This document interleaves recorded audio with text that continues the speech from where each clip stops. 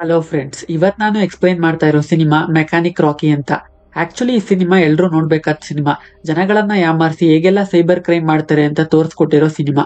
ಅದ್ರ ಜೊತೆಗೆ ಯಾವ ಥ್ರಿಲ್ಲರ್ ಸಿನಿಮಾಗೂ ಕಡಿಮೆ ಇಲ್ಲದಂತೆ ಇರೋ ಟ್ವಿಸ್ಟ್ಗಳು ನಮ್ಮನ್ನ ಆಶ್ಚರ್ಯ ಪಡಿಸೋದಂತೂ ನಿಜ. ಸರಿ, ಜಾಸ್ತಿ ಡ್ರ್ಯಾಗ್ ಮಾಡೋದ್ ಬೇಡ, ಬನ್ನಿ ಸಿನಿಮಾ ಒಳಗೆ ಹೋಗೋಣ. ಸಿನಿಮಾ ಸ್ಟಾರ್ಟಿಂಗ್ ನಲ್ಲಿ ಒಂದು ಹುಡುಗಿ ರಾತ್ರಿ ಕೆಲಸ ಮುಗಿಸಿ ಮನೆಗೆ ಬರ್ತಾಳೆ. ಅಮ್ಮ ದೋಸೆ ಮಾಡಿ ತಗೋ ನಿಮ್ಮ ಅಣ್ಣನಿಗೆ ಕೊಟ್ಬಿಟ್ ಬಾ ಅನ್ನೋಕೆ ನಾನ್ ಕೊಡಲ್ಲ, ತಂಗಿನ ಕೂಗಿ ಕೊಡೋ ಕೇಳು ಅಂತಾಳೆ. ಬೆಳಿಗ್ಗೆ ಆಗಿದ್ ಸಾಲ್ದ, ಹೋಗಿ ನೀನೇ ಕೊಟ್ಬಿಟ್ ಬಾ ಅನ್ನೋಕೆ ಅವಳು ಸಹ ಅಣ್ಣನ ರೂಮ್ಗೆ ಹೋಗಿ ದೋಸೆಯನ್ನ ಇಟ್ಟು ಬರ್ತಾಳೆ. ಇಬ್ರು ಮಾತಾಡ್ತಾ ಇಲ್ಲ. ನೋಡ್ದ ಎಷ್ಟು ಪೊಗರು ಅವನಿಗೆ ಅಂತ ಹೇಳೋಕೆ ಅವನು ರೂಮ್ ಬಾಗ್ಲ ಹಾಕೊಂಡು ಸೀರೆಯಲ್ಲಿ ಹ್ಯಾಂಗ್ ಮಾಡ್ಕೊಂಡು ಸತ್ತೋಗ್ತಾನೆ. ನಂತರ ನಮಗೆ ಪ್ರೆಸೆಂಟ್ ನಲ್ಲಿ RK ಗ್ಯಾರೇಜ್ ಅನ್ನೋ ಒಂದು ಗ್ಯಾರೇಜ್ ನ ತೋರಿಸ್ತಾರೆ. ಇಲ್ಲಿ ಕಾರ್ ರಿಪೇರಿ ಜೊತೆ ಡ್ರೈವಿಂಗ್ ಕೂಡ ಹೇಳ್ಕೊಡ್ತಾ ಇರ್ತಾರೆ. ಅಕ್ಕಪಕ್ಕ ಜನಗಳೆಲ್ಲ ಈ ಗ್ಯಾರೇಜ್ ನ ಗವರ್ನಮೆಂಟ್ ಡೆಮಾಲಿಷ್ ಮಾಡುತ್ತಂತೆ ಅಂತ ಮಾತಾಡ್ಕೋತಾ ಇದ್ದಾರೆ. ಕಾರಣ ಏನು ಅಂತ ನಮಗ್ ಗೊತ್ತಿಲ್ಲ. ಇಲ್ಲಿಗೆ ಮಾಯಾ ಅನ್ನೋಳೊಬ್ಳು ಡ್ರೈವಿಂಗ್ ಕಲ್ತ್ಕೊಳ್ಳೋದಕ್ಕೆ ಅಂತ ಬರ್ತಾಳೆ. ಇವಳು LIC ಯಲ್ಲಿ ವರ್ಕ್ ಮಾಡ್ತಾ ಇರ್ತಾಳೆ. ಇವಳ ಕಂಡೀಷನ್ ಏನು ಅಂತ ಅಂದ್ರೆ, ನನಗೆ ಕನ್ಫ್ಯೂಸ್ ಮಾಡಬಾರ್ದು, ಸ್ಮೂತ್ ಆಗಿ ಡ್ರೈವಿಂಗ್ ಹೇಳ್ಕೊಡ್ಬೇಕು, ನಮ್ಮ ಅಪ್ಪನ್ ತರ ನನ್ನ ಇರಿಟೇಟ್ ಮಾಡಬಾರ್ದು ಅಂತ. ಅದರಿಂದ ಹರ್ಷ ಹೇಳ್ತಾನೆ, ಮೇಡಮ್ ನಿಮ್ಮಂತ ಸ್ಪೆಷಲ್ ಪೀಪಲ್ ಗೆ ಡ್ರೈವಿಂಗ್ ಹೇಳ್ಕೊಡೋಕೆ ಅಂತ ನಮ್ ಬಾಸ್ ಇದಾರೆ, ಅವ್ರು ನಿಮ್ಗೆ ಹೇಳ್ಕೊಡ್ತಾರೆ ಅಂತ ರಾಕಿ ಬಗ್ಗೆ ಹೇಳ್ತಾನೆ. ಈಗ ರಾಕಿ ಎಂಟ್ರಿ ಆಗುತ್ತೆ. ಆಕ್ಚುಲಿ ರಾಕಿ ನಿಜವಾದ ಹೆಸರು ರಾಕೇಶ್ ನಗುಮಮು ಅಂತ, ಆದ್ರೆ ಶಾರ್ಟ್ ಆಗಿ ಸ್ಟೈಲ್ ಆಗಿರ್ಲಿ ಅಂತ ಅವನೇ ರಾಕಿ ಅಂತ ಇಟ್ಕೊಂಡಿದ್ದಾನೆ. ರಾಕಿನೇ ಈ ಗ್ಯಾರೇಜ್ ನ ಓನರ್, ಹಾಗೆ ಡ್ರೈವಿಂಗ್ ನು ಹೇಳ್ಕೊಡ್ತಾ ಇರ್ತಾನೆ. ಇಲ್ಲಿಗೆ ಬಂದ್ಮೇಲೆ ಮಾಯಾ ಹತ್ರ ಫೀಸ್ ಪೇ ಮಾಡಿಸ್ಕೊಂಡು ಇವತ್ತಿನಿಂದಾನೇ ಡ್ರೈವಿಂಗ್ ಕ್ಲಾಸ್ ಸ್ಟಾರ್ಟ್ ಮಾಡೋಣ ಅಂತ ಕರ್ಕೊಂಡು ಹೋಗ್ತಾನೆ. ಡ್ರೈವಿಂಗ್ ಹೇಳ್ಕೊಡ್ಬೇಕಾದ್ರೆ ಹಾಗೆ ಹರ್ಷ ಕಾಲ್ ಮಾಡಿ ಬ್ಯಾಂಕ್ ಹೋದ್ಯಾ, ಮ್ಯಾನೇಜರ್ ಬಂದ್ರ ಅಂತ ಫೋನ್ ಮಾಡಿ ವಿಚಾರಿಸ್ಕೊತಾ ಇದ್ದಾನೆ. ಅದನ್ ಕೇಳಿ ಮಾಯಾ, ಜನಗಳು ನಿಮ್ ಗ್ಯಾರೇಜ್ ನ ಗವರ್ನಮೆಂಟ್ ಡೆಮಾಲಿಷ್ ಮಾಡ್ತಾರಂತೆ ಅಂತ ಮಾತಾಡ್ಕೋತಾ ಇದ್ರು, ಈಗ ನೀವು ಬ್ಯಾಂಕು ಅದು ಇದು ಅಂತ ಮಾತಾಡ್ತಾ ಇದ್ದೀರಾ, ನನಗೆ ಡ್ರೈವಿಂಗ್ ಪೂರ್ತಿ ಹೇಳ್ಕೊಡ್ತೀರಾ ಹೇಗೆ ಅಂತ ಕೇಳೋಕೆ, ಮೇಡಮ್ ನನ್ ಜಾಬೇ ಇದು, ಮತ್ತೆ ಗ್ಯಾರೇಜ್ ವಿಷಯ ಕೇಳ್ತೀರಾ, ಅದೊಂದ್ ದೊಡ್ಡ ಕತೆ ಅನ್ನೋಕೆ, ಪರವಾಗಿಲ್ಲ ನೀನ್ ಹೇಳು, ನನಗೆ ಇವತ್ತು ಲೀವ್ ಅಂತ ಕೇಳ್ತಾಳೆ. ಸರಿ ಆಯ್ತು ಅಂತ ರಾಕಿ ತನ್ನ ಫ್ಲಾಶ್ ಬ್ಯಾಕ್ ನ ಹೇಳ್ತಾನೆ. ರಾಕಿ ತಾತ ನಾಗಿರೆಡ್ಡಿ, ರಾಯಲಸೀಮೆಯವರು, ಅಲ್ಲಿ ಒಬ್ಬ ನಟೋರಿಯಸ್ ಫ್ಯಾಕ್ಷನಿಸ್ಟ್. ಆದ್ರೆ ಒಂದಿನ ರೆಡ್ಡಪ್ಪ ಅನ್ನೋರಿಗೆ ಮಗ ಹುಡ್ತಾ ಅಂತ ನೋಡೋಕ್ ಹೋಗಿ, ಈ ಮಗು ಹೋಲಿಕೆ ನಿನ್ನಾಗಿಲ್ವಲ್ಲ, ನಿಮ್ ಮನೆಯಲ್ಲಿ ಇರೋ ಪುರೋಹಿತರ ಹೋಲಿಕೆ ಇದೆಯಲ್ಲ ಅಂತ ಅವಮಾನ ಮಾಡ್ಬಿಡ್ತಾನೆ. ಅದರಿಂದ ಇಬ್ಬರಿಗೂ ಜಗಳ ಆಗಿ ಹೊಡೆದಾಟದಲ್ಲಿ ನಾಗಿರೆಡ್ಡಿ ಕೈ ಕಳ್ಕೊಂಡು ರಾಯಲಸೀಮೆಯನ್ನ ಬಿಟ್ಟು ಹೈದರಾಬಾದ್ಗೆ ಬಂದು ಒಂದು ಗ್ಯಾರೇಜ್ ನ ಓಪನ್ ಮಾಡಿದ್ರು ಅಂತ ಕಾಮಿಡಿಯಾಗಿ ಫ್ಲಾಶ್ ಬ್ಯಾಕ್ ನ ಸ್ಟಾರ್ಟ್ ಮಾಡ್ತಾನೆ. ತಾತ ಸಾಯ್ಬೇಕಾದ್ರೆ ರಾಕಿ ಅಪ್ಪ ಅಮ್ಮನಿಗೆ, ನಾನು ಸತ್ಮೇಲೆ ನಿಮ್ಮ ಮಗನಾಗಿ ಹುಡ್ತೀನಿ ಅಂತ ಹೇಳಿರ್ತಾರೆ. ಅದ್ರಂತೆ ಸತ್ಮೇಲೆ ರಾಕಿಯ ರೂಪದಲ್ಲಿ ಅಪ್ಪ ಹುಟ್ಟಿದ್ದಾರೆ ಅನ್ನೋದು ಇವ್ರ ಅಪ್ಪ ಅಮ್ಮನ ನಂಬಿಕೆ. ಆದ್ರೆ ರಾಕಿ ಹುಡ್ತಾನೆ ಅವ್ರ ಅಮ್ಮ ತೀರೋಗ್ತಾರೆ. ರಾಕಿ ಅಪ್ಪ ಇರೋ ಗ್ಯಾರೇಜ್ ನ ಚೆನ್ನಾಗಿ ಡೆವಲಪ್ ಮಾಡ್ತಾರೆ, ಮಗನನ್ನ ಚೆನ್ನಾಗಿ ಓದಿಸ್ಬೇಕು ಅಂತ ಅಂದ್ಕೊಂಡಿರ್ತಾರೆ. ಇವ್ರಿಗಿರೋ ಒಂದೇ ಒಂದ್ ಆಸೆ ಅಂತ ಅಂದ್ರೆ, ಕಾಶ್ಮೀರಿಂದ ಕನ್ಯಾಕುಮಾರಿವರೆಗೂ ಒಂದು ಸಾರಿ ಆದ್ರೂ ತೀರ್ಥಯಾತ್ರೆಗೆ ಹೋಗ್ಬೇಕು ಅನ್ನೋದು. ಅದರಿಂದ ನಾನ್ ನಿಮ್ಮನ್ನ ಕರ್ಕೊಂಡು ಹೋಗ್ತೀನಿ ಅಂತ ಹೇಳಿದ ಮೂರ್ತಿ ಅನ್ನೋನಿಗೆ ದುಡ್ಡು ಕೊಟ್ಟು ಮೋಸ ಕೂಡ ಹೋಗಿರ್ತಾರೆ. ರಾಕಿ ಆದ್ರೂ ಚೆನ್ನಾಗಿ ಓದ್ತಾನ ಅಂತ ಅಂದ್ರೆ ಇಲ್ಲ, ಕಳೆದ 6 ತಿಂಗಳಿಂದ ಕಾಲೇಜ್ಗೆ ಹೋಗಿಲ್ಲ. ಆದ್ರೆ ಪದೇ ಪದೇ ಆ ಫೀಸ್ ಕಟ್ಬೇಕು ಈ ಫೀಸ್ ಕಟ್ಬೇಕು ಅಂತ ದುಡ್ಡನ್ ಮಾತ್ರ ಅಪ್ಪನ ಹತ್ರ ಇಸ್ಕೊಂಡು ಹೋಗ್ತಾ ಇರ್ತಾನೆ.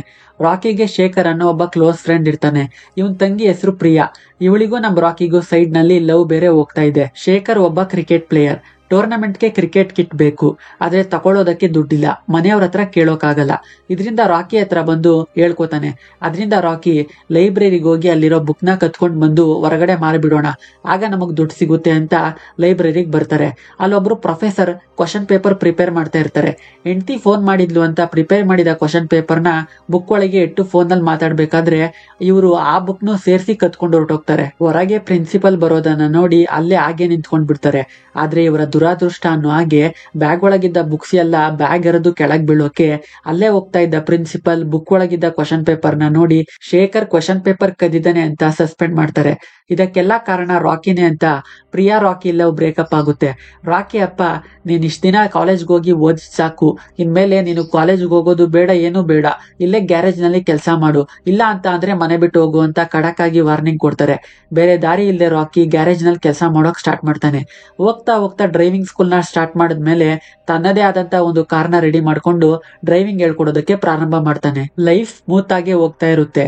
ಆದ್ರೆ ರಂಕಿರೆಡ್ಡಿ ಅನ್ನೋ ಲ್ಯಾಂಡ್ ಬ್ರೋಕರ್ಗೆ ಇವ್ರ ಗ್ಯಾರೇಜ್ ಜಾಗದ ಮೇಲೆ ಕಂಡುಬೀಳುತ್ತೆ.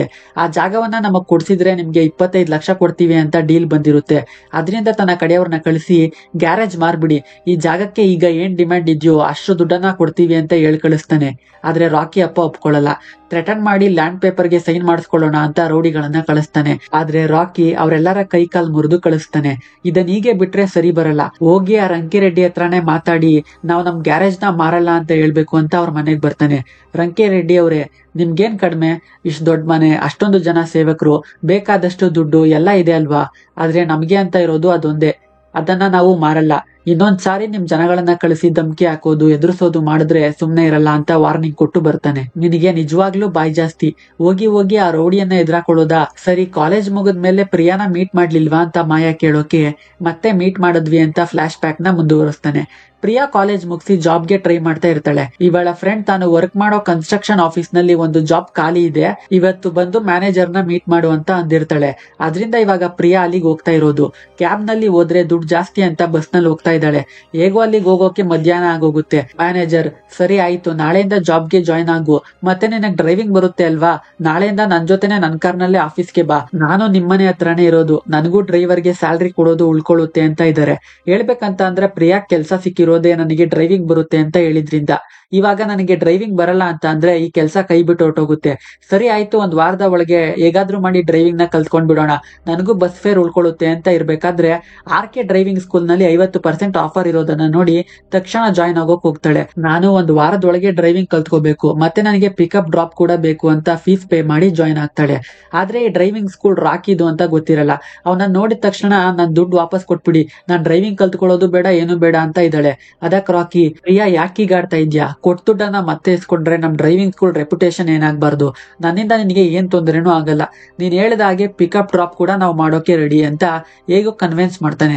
ನಾನು ಒಂದ್ ವಾರದಲ್ಲಿ ಹೇಗೋ ಡ್ರೈವಿಂಗ್ ಕಲ್ತ್ಕೊಂಡ್ರೆ ಸಾಕು ಅಂತ ಪ್ರಿಯಾ ಇದಕ್ಕೆ ಒಪ್ಕೋತಾಳೆ. ಇದರಿಂದ ರಾಕಿ ಲವ್ ಮತ್ತೆ ಸ್ಟಾರ್ಟ್ ಆಗುತ್ತೆ. ಡ್ರೈವಿಂಗ್ ಹೇಳ್ಕೊಡ್ತಾನೆ ಲವ್ ಮಾಡೋಕೆ ಸ್ಟಾರ್ಟ್ ಮಾಡ್ತಾನೆ. ಒಂದಿನ ಈವ್ನಿಂಗ್ ಪ್ರಿಯಾ ಡ್ರೈವಿಂಗ್ ಗೆ ಬರ್ದೇ ಇರೋದ್ರಿಂದ ರಾಕಿ ಹರ್ಷ ಜೊತೆ ಅವ್ರ ಮನೆಗ್ ಬರ್ತಾನೆ. ಪ್ರಿಯಾ ತಂಗಿ ಹೇಳ್ತಾಳೆ, ಪ್ರಿಯಾಗೆ ಇವತ್ತು ನೈಟ್ ಆಫೀಸ್ ನಲ್ಲಿ ಕೆಲಸ ಇದೆಯಂತೆ, ಅದಕ್ಕೆ ಡ್ರೈವಿಂಗ್ ಕ್ಲಾಸ್ಗೆ ಬಂದಿಲ್ಲ ಅಂತ. ನೈಟ್ ನಿಮ್ ಅಕ್ಕ ಹೇಗ್ ಬರ್ತಾಳೆ ಅನ್ನೋಕೆ, ರಾತ್ರಿ 10 ಗಂಟೆಗೆ ಬಸ್ ಇದೆ ಅದ್ರಲ್ಲಿ ಬರ್ತಾಳೆ ಅಂತ ಹೇಳೋಕೆ, ಇನ್ನೇ ನಿಮ್ ಅಕ್ಕ ಕ್ಯಾಬ್ ನಲ್ಲಿ ಬರೋಕ್ ಸಾಧ್ಯನಾ, ಬಸ್ ನಲ್ಲೇ ಬರೋದು, ನಿಮ್ ಅಕ್ಕನಷ್ಟು ಜಿಪುಣಿಯನ್ನ ನಾನು ಎಲ್ಲೂ ನೋಡಿಲ್ಲ ಅಂತ ಹರ್ಷ ಹೇಳ್ತಾನೆ. ಅದಕ್ಕ ಹುಡುಗಿ, ನಮ್ಮ ಅಕ್ಕ ಮೊದ್ಲು ಈ ತರ ಇರ್ಲಿಲ್ಲ, ನಾವು ಎಲ್ಲರ ರೀತಿನೇ ಸಂತೋಷವಾಗಿದ್ವಿ, ಆದ್ರೆ ನಮ್ಮಪ್ಪ ಹಾರ್ಟ್ ಅಟ್ಯಾಕ್ ಅಂತ ಸತ್ತೋದ್ಮೇಲೆ ನಮ್ಗೆ ತುಂಬಾ ಕಷ್ಟ ಬಂತು, ಮನೆ ರೆಸ್ಪಾನ್ಸಿಬಿಲಿಟಿ ಪೂರ್ತಿ ಅಮ್ಮನ್ ಮೇಲ್ ಬೀಳ್ತು. ಅಣ್ಣ ಯಾವ್ದಕ್ಕೂ ತಲೆ ಕೆಡಿಸ್ಕೊಳ್ದೆ ಆರಾಮಾಗಿದ್ದ, ಅಮ್ಮನ್ ಕಷ್ಟ ನೋಡೋಕಾಗ್ದೆ ಅಕ್ಕನೇ ಕೆಲಸ ಮಾಡ್ಬೇಕು ಅಂತ ನಿರ್ಧಾರ ಮಾಡ್ಬಿಟ್ಲು. ಒಂದಿನ ಅಣ್ಣ ಮನೆಯಲ್ಲಿದ್ದ ಜ್ಯುವೆಲರಿ ದುಡ್ಡನ್ನೆಲ್ಲ ಎತ್ಕೊಂಡು ಹೊರಟೋಗಿದ್ದ.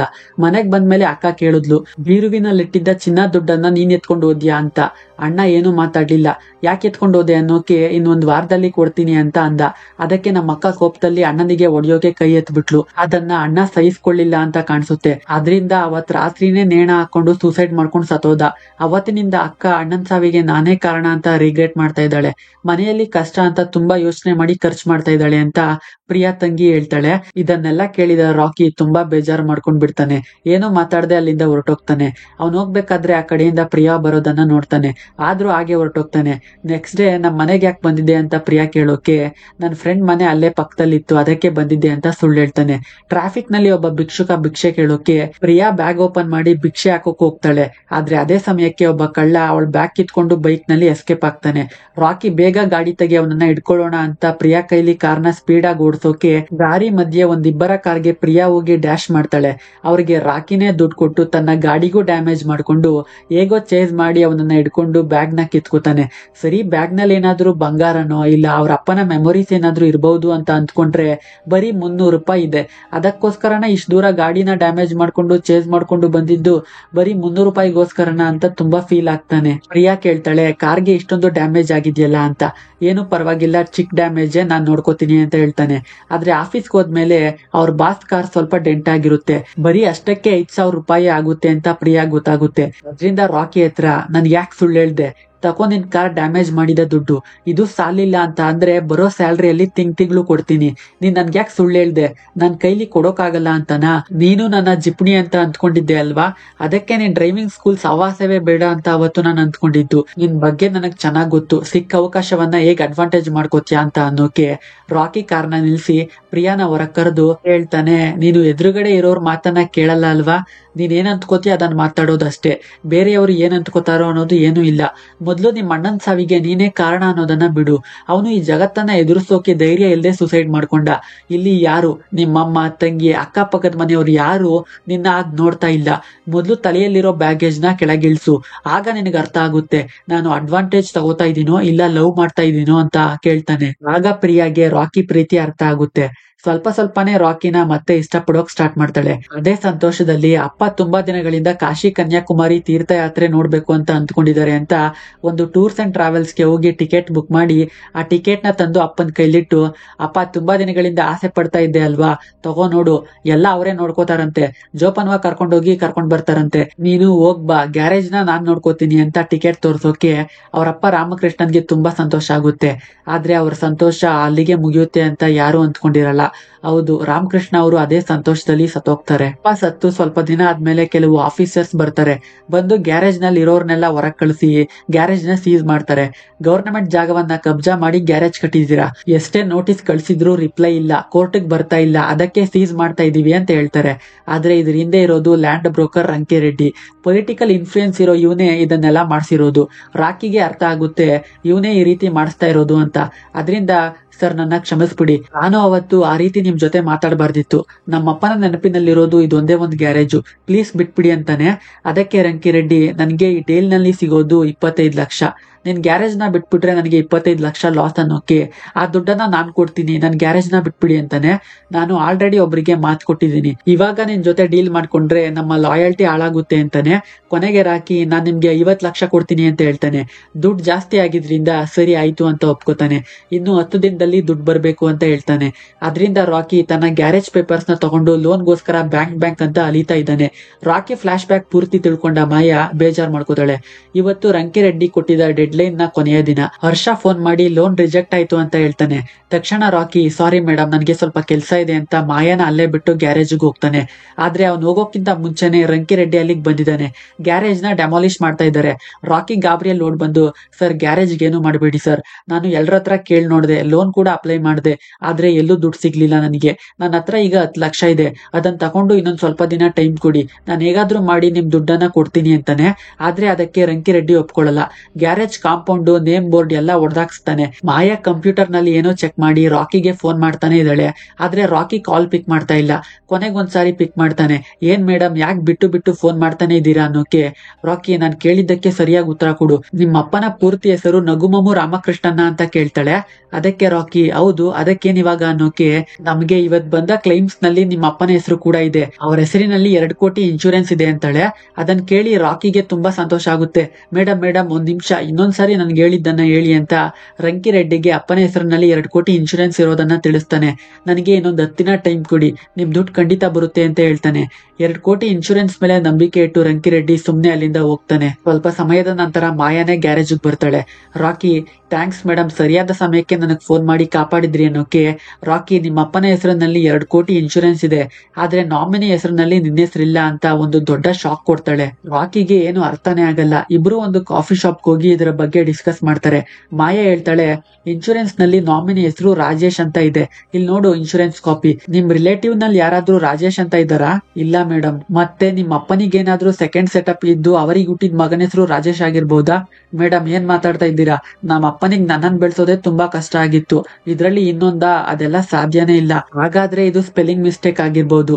ಅಂದ್ರೆ ನಿಮ್ಮ ಅಪ್ಪ ಇನ್ಶೂರೆನ್ಸ್ ತಗೊಂಡಿರೋದು 2003ರಲ್ಲಿ, ಅವಾಗ ಇನ್ಶೂರೆನ್ಸ್ ಏಜೆಂಟ್ ತಪ್ಪಾಗಿ ಹೆಸರನ್ನ ಬರ್ದಿರ್ಬೋದು. ಇಲ್ಲ ಅಂದ್ರೆ ರೀಸೆಂಟ್ ಆಗಿ ಆನ್ಲೈನ್ ನಲ್ಲಿ ರಿಜಿಸ್ಟರ್ ಮಾಡ್ಬೇಕಾದ್ರೆ ಇನ್ಕರೆಕ್ಟ್ ಆಗಿ ಎಂಟರ್ ಮಾಡಿರ್ಬೋದು ಅಂತಾಳೆ. ಹಾಗಾದ್ರೆ ಮೇಡಮ್, ಹೆಸರು ಚೇಂಜ್ ಮಾಡ್ಬಿಡಿ, ಅದಷ್ಟು ಸುಲಭ ಅಲ್ಲ ರಾಕಿ. ನಾಮಿನಿ ಹೆಸರನ್ನ ವ್ಯಕ್ತಿ ಬದುಕಿದ್ದಾಗ ಚೇಂಜ್ ಮಾಡಬಹುದು, ಸತ್ ಮೇಲೆ ಮಾಡೋಕ್ಕಾಗಲ್ಲ. ಹಾಗ್ ಮಾಡಿದ್ರೆ ಅದು ಫ್ರಾಡ್ ಅಂತಾಳೆ. ಮತ್ತೆ ಈಗ ಏನ್ ಮಾಡೋದು ಮೇಡಮ್, ಇದನ್ನೇ ನಂಬ್ಕೊಂಡಿದ್ದೀನಿ ನಾನು, ಇಲ್ಲ ಅಂದ್ರೆ ನನ್ ಗ್ಯಾರೇಜ್ ನನ್ ಕೈ ಬಿಟ್ಟು ಹೊರಟೋಗುತ್ತೆ ಅಂತ ರಿಕ್ವೆಸ್ಟ್ ಮಾಡ್ಕೋತಾನೆ. ಅದಕ್ಕೆ ಮಾಯಾ, ಸರಿ, ನಮ್ಮ ಆಫೀಸ್ ನಲ್ಲಿ ವಿವೇಕ್ ಅಂತ ಒಬ್ರು ಇದ್ದಾರೆ, ಅವರಿಗೆ ಡೇಟಾ ಆಕ್ಸೆಸ್ ಇದೆ, ಅವ್ರು ಒಪ್ಕೊಂಡ್ರೆ ನಿನ್ ಕೆಲ್ಸ ಆಗುತ್ತೆ, ಅವರನ್ನ ಮೀಟ್ ಮಾಡಿ ಮಾತಾಡೋಣ ಅಂತ ಅವನಿಗೆ ಫೋನ್ ಮಾಡ್ತಾಳೆ. ವಿವೇಕ್ ಇಬ್ರನ್ನು ಒಂದು ಕಾಫಿ ಶಾಪ್ಗೆ ಬರೋಕ್ ಹೇಳ್ತಾನೆ. ಇಬ್ರು ಅಲ್ಲಿಗೆ ಹೋಗಿ ವಿವೇಕ್ ನ ಮೀಟ್ ಮಾಡ್ತಾರೆ.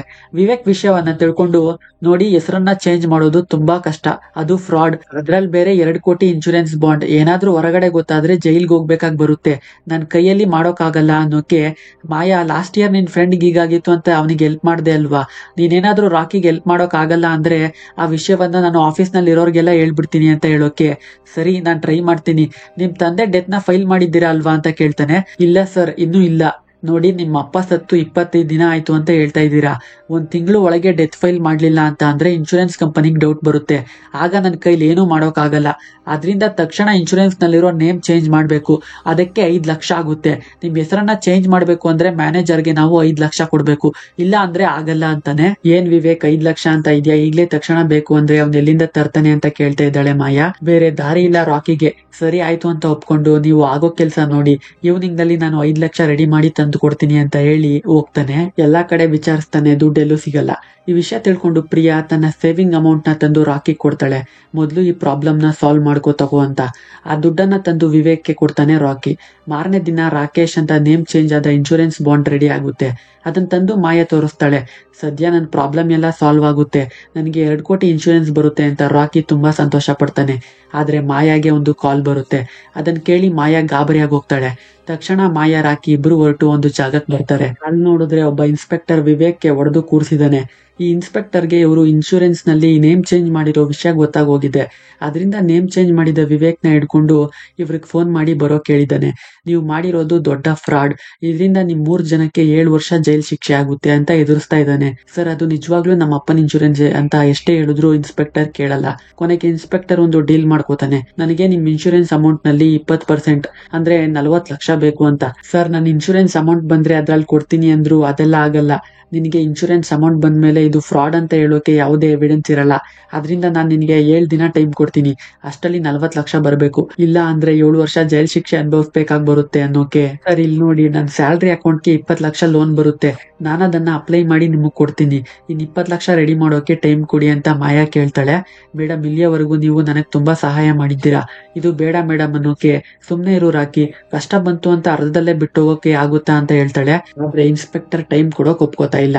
ಕೊನೆಗೆ ಸರಿ ಸರ್, ಇನ್ನು 20 ಲಕ್ಷ ನನ್ನ ತಲೆ ಅಡ ಇಟ್ಟಾದ್ರೂ ತರ್ತೀನಿ ಅಂತ ಹೇಳಿ ಅಲ್ಲಿಂದ ಹೋಗ್ತಾನೆ. ಈಗ ಇಲ್ಲೊಂದು ಶಾಕಿಂಗ್ ಟ್ವಿಸ್ಟ್ ರಿವೀಲ್ ಆಗುತ್ತೆ. ಇಲ್ಲಿ ಇರೋ 3 ಅಂದ್ರೆ ಮಾಯಾ, ಇನ್ಸ್ಪೆಕ್ಟರ್, ವಿವೇಕ್, ಈ 3 ಮಾಡ್ತಾ ಇರೋ ಡ್ರಾಮಾ ಇದು.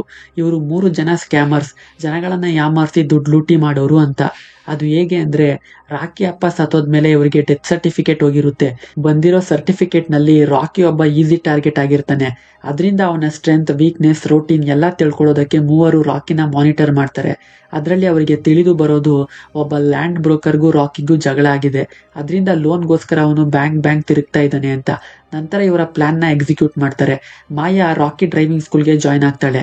2 crores ಫೇಕ್ ಇನ್ಶೂರೆನ್ಸ್ ಬಾಂಡ್ ನ ರೆಡಿ ಮಾಡ್ತಾರೆ.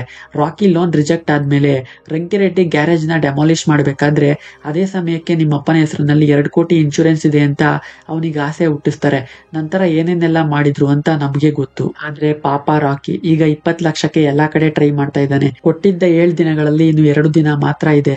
ಏನ್ ಮಾಡೋದು ಅಂತ ಇರ್ಬೇಕಾದ್ರೆ ಗ್ಯಾರೇಜ್ಗೆ ಮಾಯಾ ಬರ್ತಾಳೆ. ಏನ್ ರಾಕಿ, ಏನ್ ಮಾಡ್ತಾ ಇದ್ಯಾ, ದುಡ್ಡು ರೆಡಿ ಮಾಡ್ದ್ಯಾ ಅಂತ ಕೇಳ್ತಾಳೆ. ಇನ್ನೂ ಇಲ್ಲ, ಟ್ರೈ ಮಾಡ್ತಾ ಇದ್ದೀನಿ ಅನ್ನೋಕೆ. ಏನ್ ರಾಕಿ, ಇಷ್ಟೊಂದು ಇರ್ರೆಸ್ಪಾನ್ಸಿಬಲ್ ಆಗಿದ್ಯಾ, ನಾನ್ ನಿನ್ಗೋಸ್ಕರ ಲೈಫ್ ಕೆರಿಯರ್ ನ ರಿಸ್ಕ್ ನಲ್ಲಿ ಇಟ್ಟು ನಿನಗೆ ಹೆಲ್ಪ್ ಮಾಡ್ತಾ ಇದ್ರೆ ಇಷ್ಟೊಂದು ಕೂಲ್ ಆಗಿದ್ಯಾ, ನಿನಗೆ ಹೆಲ್ಪ್ ಮಾಡೋಕ್ ಬಂದೆ ನೋಡು, ನನಗನ್ಬೇಕು ಅನ್ನೋಕೆ. ಯಾಕೆ ಮೇಡಮ್ ಅಷ್ಟೊಂದು ದೊಡ್ಡ ಮಾತು, ಇನ್ನು 2 ದಿನಗಳಲ್ಲಿ ಹೇಗಾದ್ರೂ ಮಾಡಿ ದುಡ್ಡು ರೆಡಿ ಮಾಡ್ತೀನಿ ಅಂತಾನೆ. ರಾಕಿ ಅಪ್ಪ ಸತ್ತಾಗ ಪೇಪರ್ ನಲ್ಲಿ ಶ್ರದ್ಧಾಂಜಲಿ ಆಡ್ ನ ಹಾಕಿಸಿರ್ತಾರೆ. ಆ ಪೇಪರ್ ನಲ್ಲಿ ಸಮೋಸ ಮಾರೋ ಹುಡುಗ ಸಮೋಸ ಹಾಕಿ ಒಬ್ಬರಿಗೆ ಕೊಡ್ತಾನೆ. ಆ ಪೇಪರ್ ನ ನೋಡಿ ಅವರಿಗೆ ಶಾಕ್. ಅವರು ಯಾರು ಅಂದ್ರೆ ರಾಕಿ ಅಪ್ಪ ರಾಮಕೃಷ್ಣ. ಅವರು ಬದುಕಿದ್ದಾರೆ. ಕಾಶಿ ಟು ಕನ್ಯಾಕುಮಾರಿ ಟ್ರಿಪ್ ಮುಗಿಸ್ಕೊಂಡು ಮನೆಗೆ ಬರ್ಬೇಕಾದ್ರೆ ಈ ಶ್ರದ್ಧಾಂಜಲಿ ಪೋಸ್ಟ್ ಅವ್ರ ಕಣ್ಣಿಗೆ ಬಿದ್ದಿದೆ. ಡೈರೆಕ್ಟ್ ಗ್ಯಾರೇಜ್ಗೆ ಬರ್ತಾರೆ.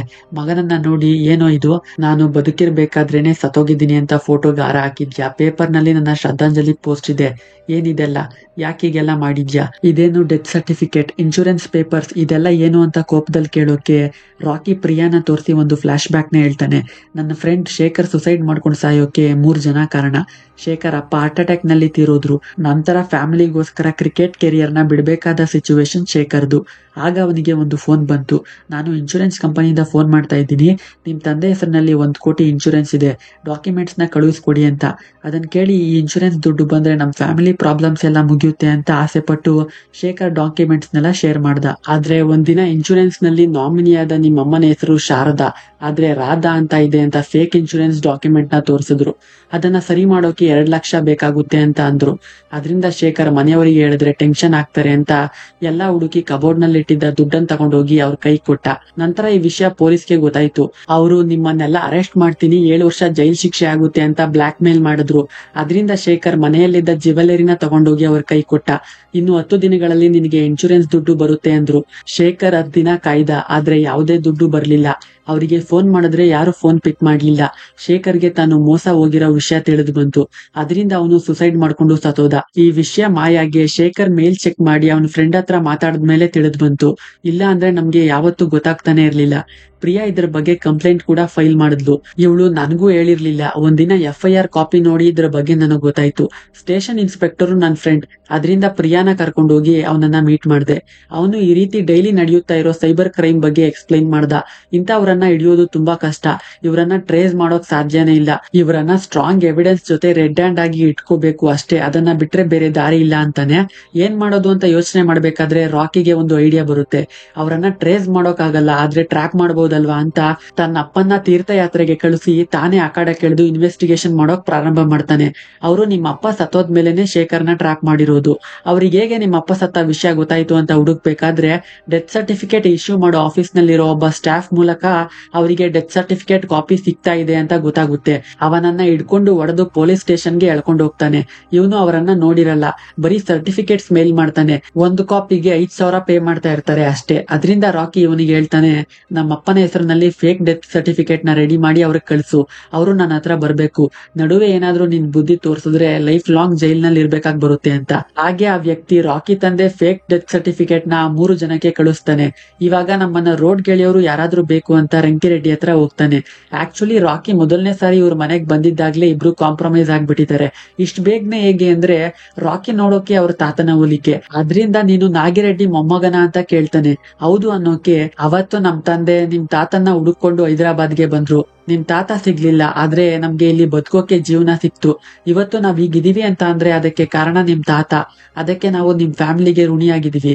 ಇನ್ನು ನಿನ್ ಗ್ಯಾರೇಜ್ ತಂಟೆಗೆ ಯಾರು ಬರಲ್ಲ ಅಂತ ಹೇಳಿರ್ತಾರೆ. ಮತ್ತೆ ಈಗ ರಂಕಿರೆಡ್ಡಿ ಹತ್ರನೇ ಬಂದು ನಿಮ್ಮಿಂದ ಒಂದು ಹೆಲ್ಪ್ ಆಗ್ಬೇಕು, ನೀವು ನನ್ ಗ್ಯಾರೇಜ್ ನ ಸೀಸ್ ಮಾಡೋ ಹಾಗೆ ಬಂದು ಒಂದು ಸಣ್ಣ ಡ್ರಾಮಾ ಮಾಡ್ಬೇಕು ಅಂತ ಇವನೇ ಕರೆದು ಆ ಡ್ರಾಮಾ ಕ್ರಿಯೇಟ್ ಮಾಡಿ ಅದನ್ನ ಈ 3 ಜನ ನಂಬೋ ಹಾಗೆ ಮಾಡಿ ತನ್ನ ಟ್ರ್ಯಾಪ್ ನಲ್ಲಿ ಬೀಳೋ ಹಾಗೆ ಮಾಡಿದ್ದಾನೆ. ಗ್ಯಾರೇಜ್ ನಲ್ಲಿ ರಾಕಿ ಅವ್ರು ಯಾವುದೇ ಸಮಯಕ್ಕೆ ಬೇಕಾದ್ರೂ ಬರ್ಬಹುದು ಅಂತ ಕಾಯ್ತಾ ಇರ್ತಾನೆ. ಹಾಗೆ ಅಲ್ಲಿಗೆ ಮಾಯಾ ಬರ್ತಾಳೆ. ಯಾವಾಗ ನಾನು LIC ಯಲ್ಲಿ ಕೆಲಸ ಮಾಡ್ತಾ ಇರೋದು ಅಂತ ಹೇಳ್ತಾಳೋ ಆಗ್ಲೇ ಗೊತ್ತಾಗೋಗುತ್ತೆ ಸ್ಕ್ಯಾಮರ್ಸ್ ಗುಂಪಿನಲ್ಲಿ ಇವಳು ಒಬ್ಳು ಅಂತ.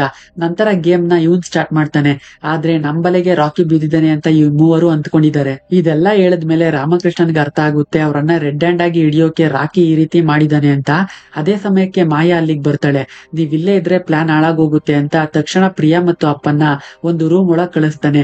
ಮಾಯಾ ಬರ್ತಾಳೆ. ಇನ್ನೂ ಏನ್ ಮಾಡ್ತಾ ಇದ್ಯಾ, ಆ ಪೊಲೀಸ್ ನೋಡಿದ್ರೆ ನಮ್ ಲೈಫ್ ಜೊತೆ ಆಟ ಆಡ್ತಾ ಇದ್ದಾನೆ, ಇಲ್ಲಿ ನೋಡಿದ್ರೆ ನೀನ್ ಹೀಗಿದ್ಯಾ, ನಿಮ್ ಗ್ಯಾರೇಜ್ ಪೇಪರ್ಸ್ ನ ಬ್ಯಾಂಕ್ ತಗೊಂಡೋಗ್ ಕೊಟ್ರೆ ತಾನೇ ಲಿಟಿಗೇಷನ್ ಅದು ಇದು ಅಂತ ಲೋನ್ ಕೊಡಲ್ಲ, ಸೇಟು ಹತ್ರ ತಗೊಂಡೋಗ್ ಕೊಡು, ನಿನಗ್ ದುಡ್ಡು ಸಿಗುತ್ತೆ ಅಂತ ಅವಳೇ ಒಂದ್ ಐಡಿಯಾ ಕೊಡ್ತಾಳೆ.